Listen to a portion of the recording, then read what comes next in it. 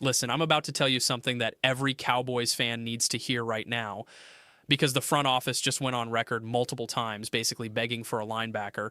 And what's wild is most people aren't paying close enough attention to what was actually said between the lines. So before we get into all of it, do me a quick favor and hit that subscribe button, because this channel breaks down every single Cowboys move the second it happens. And if you're a real one, you don't want to miss what's coming next, especially with the draft right around the corner. All right, let's get into it, because this is a big one. So here's what's going on right now with the Dallas Cowboys and the linebacker situation.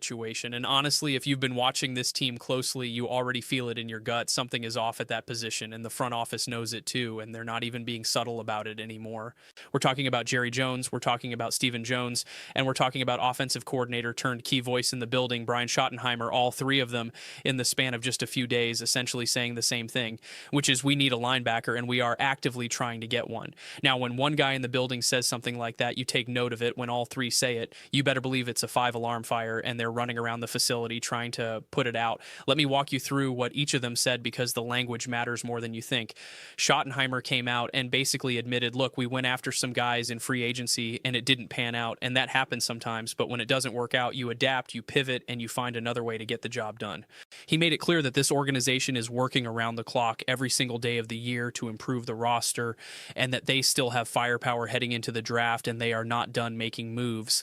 That last part is what jumps out to me, because he didn't say, oh, well, we tried and we'll see what happens. He said, we are not done. That is the language of a man who knows there are active conversations happening behind closed doors right now as we speak. Then you get Stephen Jones stepping up and echoing almost the exact same sentiment, saying, yeah, we took our shots in free agency and came up short, but there are still opportunities ahead, whether that's through the draft or through other avenues that might present themselves. And the crazy part is he specifically said it doesn't have to happen before the draft, which tells you they're open to making a move during or even after the draft, which opens up a whole world of possibilities, because once teams start making their picks and guys become redundant on certain rosters, that's when the trade market really heats up. Stephen went on to say they're looking at every single avenue: draft, free agency, trades, maybe a combination of all three, and that the linebacker spot is, quote, on our radar. I mean, come on, that's about as direct as you're ever going to hear a Jones family member be about a specific position of need. And then the big man himself, Jerry Jones, comes out and just confirms everything. Jerry flat out said they have been actively trying to make trades for a linebacker, and that those trades just haven't worked out yet. But, and this is the important part, that will not stop them from continuing to try and get better at that position. Now, let that sink in for a second, because Jerry Jones just told the entire league, hey, we've been calling teams, we've been making offers, and nobody has said yes yet, but we're going to keep calling. That is basically hanging a giant neon sign outside the Star that says, we desperately need a linebacker, please someone pick up the phone. And honestly, as a Cowboys fan, that should both excite you and concern you at the same time, because on one hand, it shows the front office is aware of the problem and actively working to fix it, but on the other hand, it also tells every other general manager in the league that Dallas is desperate, which means the price just went up on every available linebacker on the trade market. That's the double-edged sword of going public with your needs, and Jerry has never been shy about doing that. So the obvious question becomes, who are they actually targeting? And I think we have a pretty solid idea based on some recent reporting. One report pointed to 3 names specifically as potential trade targets, and those names are Patrick Queen from the Steelers, Jordan Brooks from the Dolphins, and Azeez Al-Shaair from the Texans. Now let's go through each one of these, because they are very different situations, and some of them are way more realistic than others. Let's start with Patrick Queen, because his name popped up early in free agency as someone the Cowboys had interest in. But here's the thing, according to multiple reports, Dallas has moved on from Queen, and honestly, I think that's the right call. Queen is owed nearly $11 million this season, and his time in Pittsburgh has not exactly been a home run. He was brought in with a lot of expectations, and while he's had his moments, he hasn't been the transformative player that the Steelers were hoping for. And from a Cowboys perspective, you're looking at a guy who would cost you significant cap space for production that might not actually move the needle that much. This isn't a situation where you're getting a game changer. This would be more of a lateral move at best. And when you're trying to fix a position group that is one of the weakest on your entire roster, a lateral move is not what you need. So I think both the Cowboys and honestly most fans who have watched the tape are out on Patrick Queen, and I don't blame them one bit. Now, Jordan Brooks, on the other hand, that is where things get really interesting. And if you ask me, this is the name that should have every Cowboys fan sitting up a little straighter in their chair. Brooks has been a really solid player for the Miami Dolphins, and here's what makes this situation intriguing. The Dolphins general manager came out and said that teams have called about Brooks, and one report specifically named the Dallas Cowboys as one of those teams that picked up the phone. Now, the Dolphins GM also said he wants to keep Brooks and called him a pillar of their defense and someone they want to build around, which on the surface sounds like a dead end, right?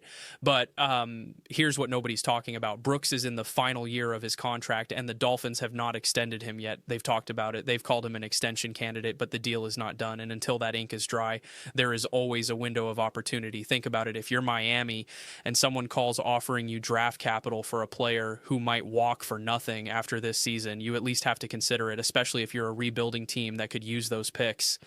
And what makes Brooks so appealing for Dallas specifically is that he checks so many boxes. So he can run, he can cover, he doesn't miss tackles, and he was legitimately impactful last season. His film from this past year shows a guy who was playing at a really high level. And when you compare him to the other potentially available linebackers on the market, it's honestly hard to find someone who is clearly better. He's also done green dot work before, which means he's been the defensive play caller, the guy who wears the communication helmet and relays the calls to the rest of the defense. Now, there have been some reports suggesting that Brooks doesn't love being the green dot guy and would prefer to just be freed up to fly around and make plays, which honestly I think could actually work in Dallas's favor, because if he comes in and someone else handles green dot duties, maybe Terrell Dodson or whoever else they bring in, then you get Brooks at his best, which is an athletic sideline to sideline linebacker who makes impact plays. His cap hit for a new team would be around $8.38 million, which is not cheap, but for a guy of his caliber at a position of desperate need, that is a price I think you seriously consider paying. In terms of trade compensation, I think you're probably looking at something in the range of a third-round pick to get this deal done. And while that's not nothing, it's a reasonable price for a starting caliber linebacker who can come in and immediately upgrade your defense. And this is the one I'm watching most closely, and I think Cowboys fans should be too, because the pieces are there for this to happen. It just comes down to whether Miami decides to hold firm or if the right offer can shake him loose. Now, let's talk about the name that probably got the most attention when it leaked, and that's Azeez Al-Shaair from the Houston Texans. And look, I get it. Al-Shaair is a fantastic player. He's been incredible for Houston. He plays in the middle of that defense. He's productive. He's physical. And by most accounts, he's exactly the type of linebacker you'd want running your defense. But here's my honest take on this one. I just don't see it happening. The initial reporting from league insiders made it clear that this was a name the Cowboys discussed internally, as in they sat in a room and said, hey, what about Al-Shaair? Wouldn't that be nice? But discussing a name internally and actually having a realistic path to acquiring that player are two very different things. Houston loves this guy. He fits perfectly in their scheme. He's been a cornerstone of their defense, and I cannot imagine a scenario where the Texans willingly trade him away unless Dallas offered something absolutely absurd, which would defeat the purpose of making the trade in the first place. So as much as I would love to see Al-Shaair in a Cowboys uniform, and trust me, I've wanted that for 2 straight off seasons now, I think we need to file this one under wishful thinking and move on to more realistic options. But here's where it gets interesting, because there's another Texan who might actually be available, and his name is Henry To'oTo'o. Now, this one flew under the radar for most people, but it shouldn't have, because the logic actually makes a lot of sense. One interesting nugget that surfaced recently is that the Texans might not be in a position to pay both Al-Shaair and To'oTo'o long-term, especially with them bringing back E.J. Speed to add more linebacker depth. So if Houston is committed to keeping Al-Shaair, which it appears they are, and if they draft a linebacker early in this upcoming draft, then suddenly To'oTo'o becomes expendable. And the crazy part is To'oTo'o is not some scrub. He's been a legitimate contributor for that Houston defense. When Al-Shaair has missed time, To'oTo'o has stepped in and handled the green dot duties capably. He's been solid against the run. He's shown the ability to get into the backfield with some nice tackles for loss, and he's made plays in coverage too. He would be an instant starter for Dallas. And let's be real about the current state of that linebacker room, because right now the bar to clear is not exactly sky high. We're basically talking about beating out Shamar James for a starting spot, which is not the highest hurdle in the world. The trade cost for To'oTo'o would likely be somewhere in the 4th round pick range, which feels fair for both sides. You're getting a young, productive linebacker who has experience calling a defense, and the Texans get draft capital for a player they might lose anyway. What's also worth noting is that when this trade idea was floated on social media, the Texans fan base was not happy about it, with some fans claiming he's worth a 2nd round pick, which honestly, come on, let's be reasonable here. But the fact that their fans reacted so strongly actually actually tells you something. It tells you they value this player, and when a fan base values a player, that usually means the player is actually good. The other thing I like about this potential deal is that the idea didn't just come from Dallas's side. It was actually suggested by someone on the Houston side of the media, which means there might be genuine buzz around this within the Texans organization. Anytime you hear chatter coming from the other team's camp and not just speculation from your own side, that's when you start to take a potential trade a lot more seriously. Now, beyond those main targets, there are a few other names floating around that I want to touch on because the Cowboys clearly have this position circled in red and they're going to explore every possible avenue.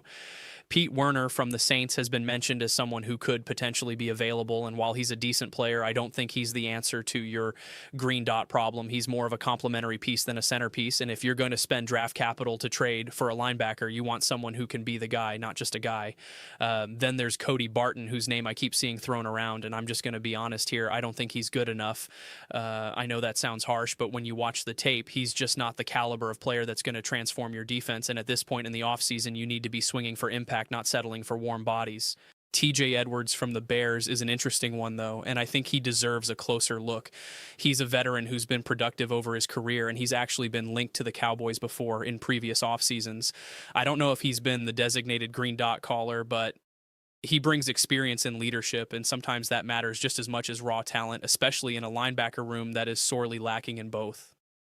Terrell Dodson is another option who has done some green dot work, but I think most people would agree he's a step below Jordan Brooks in terms of overall talent and feels more like a temporary fix than a long-term solution.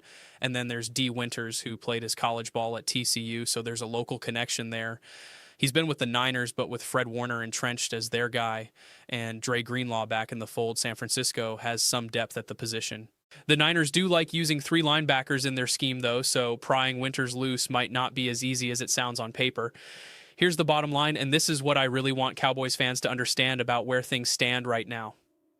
The linebacker room, as currently constructed, is not good enough, period. The front office knows it, the coaching staff knows it, and now they've gone on national record saying it multiple times, which means they are going to do something about it. The question is just what and when.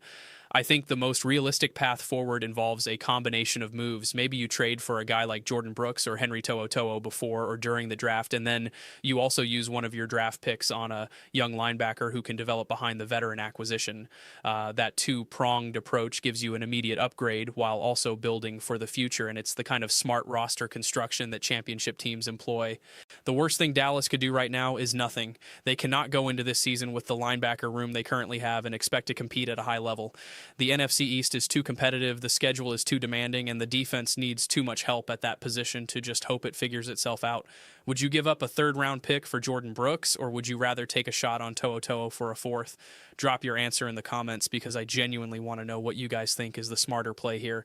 And if you've made it this far in the video and you haven't subscribed yet, what are you doing? Hit that button right now because we're going to be covering every single development with these trade talks, every rumor, every confirmed deal, every draft night surprise, all of it right here on this channel.